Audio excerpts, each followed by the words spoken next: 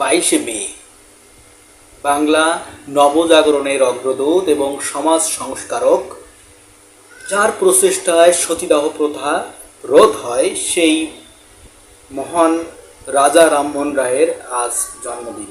1772 খ্রিস্টাব্দে ভারতের পশ্চিমবঙ্গের হুগলি জেলার রাধানগর গ্রামে জন্মগ্রহণ করেন এই প্রবাদ পুরুষ। 1830 খ্রিস্টাব্দে দিল্লির সম্রাট দ্বিতীয় আকবর তাকে রাজা উপাধিতে ভূষিত করেন এবং 1831 খ্রিস্টাব্দে প্রথম বাঙালি হিসেবে তিনি বিলেত গমন করেন।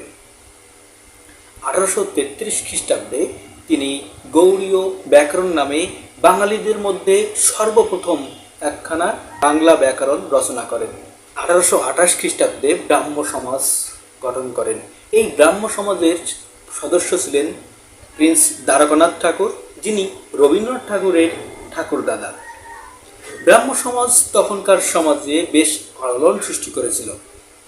বেদান্ত গ্রন্থ, বেদান্ত সার, প্রবর্তক ও নিবর্তকের সংবাদ, গোস্বামীর সহিত বিচার, ভট্টাচার্যের সহিত বিচার, পথ্য প্রদান প্রভৃতি বইসহ তিনি সর্বমোট 30খানা বই লিখেছেন। এছাড়া ব্রাহ্মণ সেবদী, সম্বাদ কৌমুদী, পার্সি ভাষায় মিরাতুল আকবর নামে সংবাদপত্রের সম্পাদনা করতেন তিনি।